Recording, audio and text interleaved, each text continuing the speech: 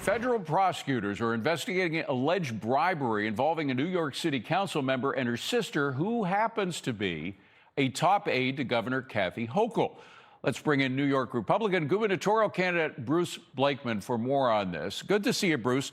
Hi, David. We should mention, by the way, this isn't her first run-in with at least the smell of corruption. There was that thing that Lee Zeldin brought up when he was running against her about allegations about a contributor who got these no-bid contracts for these COVID testing kiosks that and I remember this was after the pandemic was really at its contagious stage, and nobody was going to these things, but multi-million-dollar contracts. No bid contracts, apparently, to a contributor. So she's been through the charge of corruption before, right?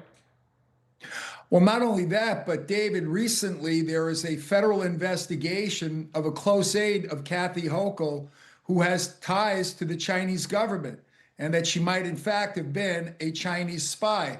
So we've been hearing the rumors all along about pay for play, and we've talked about the fact that billions of dollars of our taxpayer money has been spent on illegal migrants without any transparency. First, we should never have spent all that money on illegal migrants who've been in New York for 15 minutes.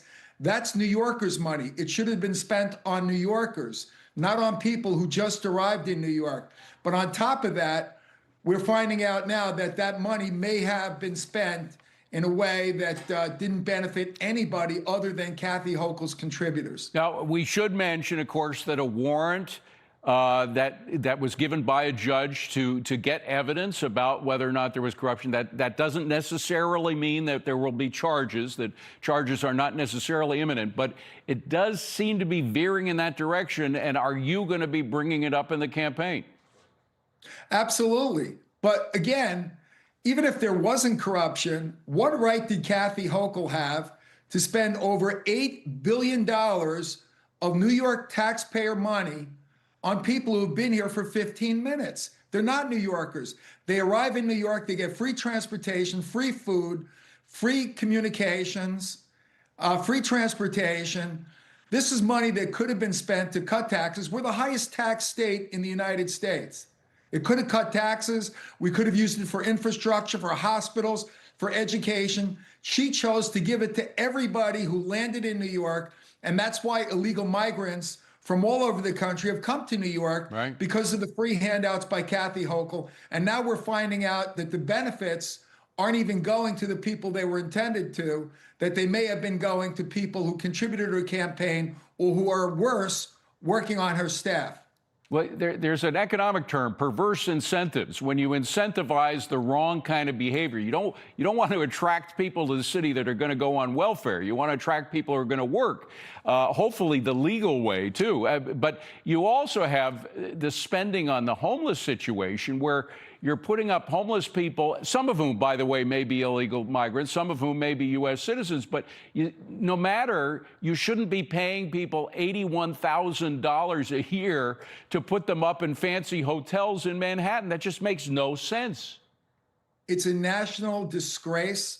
It's an embarrassment to New York. And New Yorkers are just starting to realize what's been going on. We've been bringing it to their attention. And thank you for also highlighting all of the misdeeds of Kathy Hochul, because there are too many to count. Again, we are the most overtaxed, overregulated state. Why are our energy costs 50% more than the national average? It's because of the green energy scam. Of course. So I'm highlighting all these things. And I got to tell you, David, the people are behind us. And on January 1st, New Yorkers will have a governor that finally cares about them, cares about their families, puts New Yorkers first, and makes New Yorkers happy again, because they're miserable under Kathy Hochul. Well, and some of them are not just sitting there and taking it. A lot of them are leaving. The tax exodus is a real thing. And Governor Hochul has spoken out of both sides of her mouth on that issue. Let me just play two sound bites put together, one from 2022, the other from more recently. Roll it. And we're here to say that the era of Trump and Zeldin and Molinaro, just jump on a bus and head down to Florida where you belong, okay? Get out of town. Get out of town. But maybe the first step should be go down to Palm Beach and see who you can bring back home. because our tax base has been eroded. Saying, get out of here. And then she's saying, come on back, we'll help you. Who's going to believe that? Who has left New York that's going to believe that now she wants to cut taxes, particularly when you have a Marxist mayor who has spending plans and taxing plans that are even bigger than hers?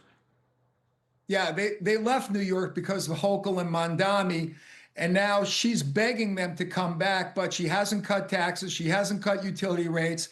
It's still a terrible business environment here in New York. So, Kathy, they're not coming back until I'm elected governor. And let me say this, David, when I saw that, I couldn't believe it. I thought it was AI. I thought it was a Saturday Night Live skit. I couldn't believe that she was actually begging people to come back without changing any of her policies. Yeah. Well, speaking of Mamdani, what do you think she's going to do there? Do you think that it's possible that she said she doesn't want to increase that? He wants to, for the estate tax, the death tax, he wants to essentially, when you boil everything down, it's like a 90% increase in the amount that people would be forced to pay of their life savings to pass on to their kids. He would have to go to Albany for that. Do you think she'd fold on that issue? She implies that she's not going to accept it, but do you think that she would? If you look at her track record, she'll say one thing before the election and do the opposite after the election. So, first of all, she's not going to win, but God forbid she did win re-election. Her and Mondani, they're joined at the hip. They are completely in league with each other, and it's just like congestion pricing in New York. She said she was putting it on pause, and the day after the election, she put congestion pricing in, which is nothing more than a tax on the middle class in New York. And she's going to put congestion pricing on every major public thoroughfare in the whole state of New York because she desperately needs money. She's wasting it on illegal migrants. Our Medicaid program is twice that of Florida, and Florida's got a largest population than us. How do you explain that other than fraud and abuse? Well, Bruce, I don't want to cut services to Medicaid, but I want to make sure that we get our money's worth. I'm getting a wrap, but I have to mention that the credit agencies have revised their outlook about the New York City's ratings from stable to negative. Do you think this city could go bankrupt like it did in the late 70s if, in fact, there's not a change in New York City? The city and the state will go bankrupt if they stop their tax policies to tax the middle class, tax the corporations, tax every aspect of your life, because people will leave. They vote with their feet. They're leaving. Hundreds of thousands of people are leaving New York. Businesses are leaving, taking hundreds of thousands of jobs. And New York is in a downward spiral. And until I become governor, it's going to continue that way. But I'll tell you this, David, when I become governor, we're going to cut taxes, cut utility rates, and we're going to bring jobs to New York, good paying jobs. People will have more money in their pockets. They'll be prosperous, and we'll be proud to be New Yorkers again. Well, you're inching up in the polls, so but you've got a very Democratic blue state that you got to fight with as a result of your Republican stamp there. So it's going to be an uphill battle, but you are making progress, we should say, in the most recent polls. Bruce Blakeman, thank you very much for being here. Appreciate you coming in. Happy Passover, happy Easter, David. Same to you. Same to you.